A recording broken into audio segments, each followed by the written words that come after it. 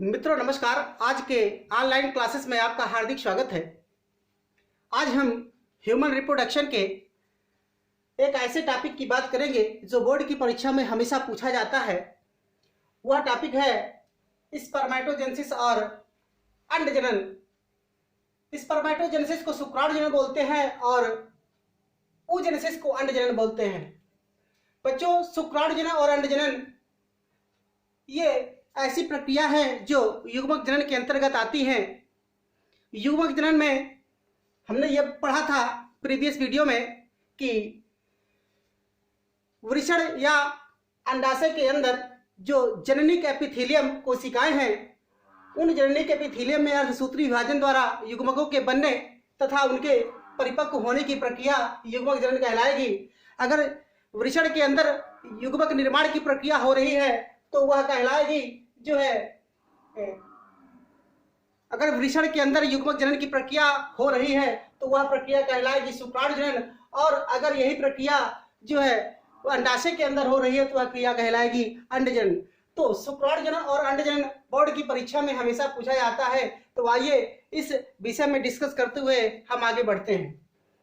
तो शुक्राणुजनन क्या है? स्पर्मेटोजेनेसिस, स्पर्म मीन्स होता है शुक्राणु और जेनेसिस मीन्स होता है प्रोड्यूस होना। तो शुक्राणुओं का वृषण के अंदर बनना तथा उनके परिपक्व होने की जो प्रक्रिया है वही शुक्राणु जनन या स्पर्मेटोजेनेसिस कहलाती है। तो वृषण के अंदर जो शुक्र जन कोशिकाएं होती हैं, उन शुक्र जन कोशिकाओं में एक कोशिका जो होती है वह क्रियात्मक कार्य करेगी। तो यह शुक्र जन कोशिका जो है समसूत्री विभाजन द्वारा जो है दो कोशिकाओं में, अच्छा ये इससे पहले मैं आपसे थोड़ा सा बात कर लूं। उस दिन हमने बताया था कि शुक्राणुजनन तथा अंडजनन की जो प्रक्रिया होती है वह 3 चरणों में पूरी होती है। पहला चरण मैंने बात किया था कि पहला चरण है उसको बोलते हैं गुणन अवस्था, दूसरा चरण है वृद्धि अवस्था, तीसरा चरण है परिपक्वन अवस्था। तो गुणन प्रावस्था, वृद्धि प्रावस्था और परिपक्वन प्रावस्था ये ऐसी अवस्थाएं हैं जिनके दौरान जो है शुक्राणुजनन तथा अंडजनन की प्रक्रिया पूरी होती है। तो आइए बात करते हैं कि वृषण के अंदर जो शुक्रजन कोशिकाएं होती हैं वो क्रियात्मक रूप से कार्य करते हुए कैसे शुक्राणु का निर्माण करती हैं। तो एक शुक्रजन कोशिका जो थोड़ा सा आकार में परिवर्तित होगी और क्रियात्मक रूप से कार्य करेगी या दुगुणित कोशिका होगी। फिर इसमें समसूत्री विभाजन होगा, माइटोटिक डिवीजन होगा। तो 1 से 2 कोशिकाएं होंगी और 2 से फिर माइटोटिक डिवीजन होगा। तो 2 से 4 कोशिकाएं जो है ये रिप्रोड्यूस हो जाएंगी और चारों जो है जो कोशिकाएं बनेंगी ये चारों कोशिकाएं दुगुणित होंगी। तो इस प्रकार जो है एक मात्र कोशिका से 4 द्विगुणित कोशिकाओं का निर्माण होता है। इस अवस्था को कहते हैं मल्टीप्लिकेशन स्टेज। तो मल्टीप्लिकेशन स्टेज में 4 अगुणित कोशिकाओं का निर्माण होता है, 4 दुगुणित कोशिकाओं का निर्माण होता है। चारों दुगुणित कोशिकाएं अपने मातृ कोशिकाओं के समान होंगी, रंग रूप आकार स्वभाव में सभी में ये 4 दुगुणित कोशिकाएं रंग रूप आकार में सब समान होंगी। इसके बाद की जो अवस्था आती है उसे कहते हैं ग्रोथ फेज। तो इसमें जो दुगुणित कोशिकाएं है, यह दुगुणित कोशिका जो है अपने आकार में वृद्धि कर लेगी। अपने आकार में वृद्धि करने के बाद जो है ये नेक्स्ट स्टेज में पहुंचेगी जिसको बोलते हैं परिपक्वन अवस्था। तो परिपक्वन अवस्था जो होती है वह प्राइमरी स्पर्मेटोसाइट, प्राथमिक शुक्र कोशिका, जब ये वृद्धि अवस्था में एक ये जो है शुक्रजन कोशिका होती है ये किसकी तरह कार्य करती है? प्राथमिक शुक्र कोशिका की तरह कार्य करती है। इसको बोलते हैं प्राइमरी स्पर्मेटोसाइट। प्राथमिक शुक्र कोशिका जो है इसमें प्रथम अर्धसूत्री विभाजन होगा। इस अर्धसूत्री विभाजन को मियोसिस बोलेंगे। तो प्रथम अर्धसूत्री विभाजन के दौरान एक कोशिका से 2 कोशिकाएं तो रिप्रोड्यूस होंगी, किंतु इसमें गुणसूत्रों की संख्या यहाँ पर 2n है तो इसमें गुणसूत्रों की संख्या n हो जाएगी। एक मात्र कोशिका से 2 पुत्री कोशिकाएं रिप्रोड्यूस होंगी, किंतु गुणसूत्रों की संख्या मात्र कोशिकाओं की आधी हो जाएगी। इसके बाद इनमें पुनः अर्धसूत्री विभाजन होगा। ये मियोसिस जो होगा वह सेकेंड होगा पुनः। तो मियोसिस के बाद जो है इसमें जो 4 कोशिकाएं बनेंगी, ये जो है एक के बाद ये पुनः 2 बनेंगी।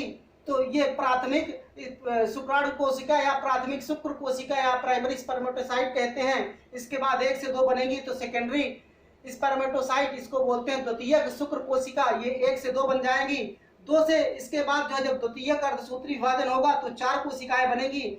4 कोशिकाएं जो होंगी पूर्व शुक्राणु कोशिका, इनको स्पर्मेटिड्स कहते हैं। और ये पूर्व शुक्राणु जो होंगे ये शुक्राणुओं के बनने के पहली की अवस्था होती है। तो जब ये पूर्व शुक्राणु होंगे इसमें मेटामॉर्फोसिस की स्टेज होगी, कायांतरण होगा।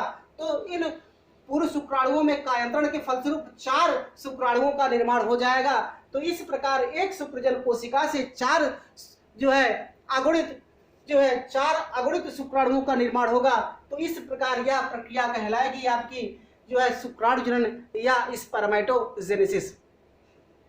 आइए बच्चों बात करते हैं मादा में होने वाली जो मादा अंडाशय के अंदर होती है यह क्रिया अंड जनन है। तो मादा अंडाशय के अंदर जो जर्म सेल्स है, ये जर्म सेल्स जो है उसमें से एक कोशिका अंडाणु मातृ कोशिका की तरह कार्य करती है। तो अंडाणु मातृ कोशिका की तरह ये ओम मदर सेल की तरह जब कार्य करेगी तो इसमें भी बिल्कुल शुक्राणु जनन की तरह 3 अवस्थाएं हैं। पहली अवस्था गुणन की अवस्था, दूसरी वृद्धि अवस्था, तीसरी परिपक्वन अवस्था। तो एक अवस्था जो होगी पहली, उसमें यह अंडाणु मातृ कोशिका से जो है 2 कोशिकाएं बनेंगी, 2 से 4 कोशिकाएं बनेंगी। बिल्कुल यहाँ पर समसूत्री विभाजन होगा। समसूत्री विभाजन को माइटोटिक बोलते हैं, माइटोटिक डिवीजन। तो माइटोटिक डिवीजन के बाद जो है ये 4 कोशिकाएं रिप्रोड्यूस होंगी, ये दुगुणित कोशिकाएं होंगी। दुगुणित कोशिकाओं में एक कोशिका वृद्धि अवस्था के दौरान जो है अपने आकार में परिवर्तन कर लेती है। आकार में परिवर्तन कर लेने के पश्चात यह प्राथमिक अंडक की तरह कार्य करती है, इसको बोलते हैं प्राइमरी oocyte। और यह दुगुणित कोशिका होती है। यहाँ पर जब वृद्धि अवस्था के बाद परिपक्वन अवस्था आती है तो परिपक्वन अवस्था 2 चरणों में पूरी होती है। पहले चरण में क्या होता है, पहले चरण में प्राथमिक अंडक कोशिका से एक द्वितीयक अंडक कोशिका बनेगा और इसके बाद एक जो है पोलर बॉडी बनती है, इसको पोलर सेल बोलते हैं। तो प्रथम चरण में परिपक्वन अवस्था के प्रथम चरण में क्या होता है, एक द्वितीयक अंडक बन जाएगा और एक यहाँ पर जो है प्राइमरी फर्स्ट पोलर बॉडी बन जाएगी, इसको पोडोसाइड सेल भी कहते हैं। तो ये पोलर बॉडी बनने के बाद इसमें द्वितीयक परिपक्वन अवस्था आती है। द्वितीयक परिपक्वन अवस्था में क्या होता है, यह जो है द्वितीयक अंडक जो है अंडाणु का निर्माण कर लेता है और यह एक कोशिका जो पोलर बॉडी है वह जो है 2 पोलर बॉडी का निर्माण करेगी और ये दो पोलर बॉडी का निर्माण करेगी पोडोसाइट सेल्स बनाएगी, यह अगुणित होंगी। और कभी कभी द्वितीयक अंड कोशिका से भी एक पोलर बॉडी का निर्माण हो जाता है। तो इस प्रकार ये 3 पोलर बॉडी होंगी। तो 3 पोलर बॉडी बन तो जाती हैं लेकिन ये बाद में सारी पोलर बॉडी जो होती है डिस्ट्रॉय हो जाती हैं और जो अंडाणु कोशिका होती है वह जो है अंडाणु कोशिका जो है यह पहुंचकर ग्राफियन पुटिका में फैलोपियन ट्यूब में पहुंचकर यह शुक्राणु के साथ जो है अंड कोशिका जाकर निषेचित होती है। फैलोपियन ट्यूब से जो है ये जाकर जो है यूटेरस में पहुंचेगा, वहां पर जाइगोट सेटल्ड होगा। जाइगोट सेटल्ड होने के बाद जो है जाइगोट में विदलन की प्रक्रिया होगी जिसको क्लीवेज कहते हैं। तो क्लीवेज की जो प्रक्रिया होगी वह भी जो है 3 अवस्थाओं में होती है। पहली अवस्था है मोरुला, फिर दूसरी अवस्था है ब्लास्टुला, तीसरी अवस्था है गैस्ट्रुला। तो इस प्रकार इन अवस्थाओं के फलस्वरूप जो है भ्रूण वह डेवलप होगा और भ्रूण डेवलप होने के बाद जो है नए जीव शरीर का निर्माण हो जाएगा। तो बच्चों इस प्रकार शुक्राणु जनन और अंड जनन की जो प्रक्रिया होगी इसमें बेसिकली डिफरेंशिएशन पूछा जाता है। How can you differentiate from spermatogenesis जो है स्पर्मेटोजेनेसिस फ्रॉम oogenesis, कैसे हम शुक्राणु जनन और अंड जनन को विभेद कर सकते हैं। तो मैं बता दूं तो शुक्राणु जनन की प्रक्रिया वृषण के अंदर होती है और अंडाणु जनन की प्रक्रिया अंडाशय के अंदर होगी। इसके बाद जो है शुक्राणु जनन की प्रक्रिया में एक शुक्र जन कोशिका से या एक स्पर्मेटोगोनिया से जो है 4 शुक्राणुओं का निर्माण होगा और यहाँ पर एक अंडाणु मातृ कोशिका से जो है 3 पोलर बॉडी और एक अंडाणु कोशिका का निर्माण होगा। तो ये प्रक्रिया मादा कोशिका में या मादा जो है अंडाशय के अंदर होने वाली है और ये प्रक्रिया जो होगी वह जो है वृषण के अंदर होने वाली है। इसके बाद जो है दूसरा क्वेश्चन कभी कभी पूछा जाता है बोर्ड के एग्जाम में कि अपरा से आप क्या समझते हैं, तो अपरा जो है किसको बोलते हैं, प्लेसेंटा। बच्चों आइए हम थोड़ा सा बात करते हैं कि प्लेसेंटा क्या है। प्लेसेंटा के बारे में बोर्ड में पूछा जाता है, बोर्ड के एग्जाम में, कि प्लेसेंटा के कार्य क्या हैं। प्लेसेंटा जो है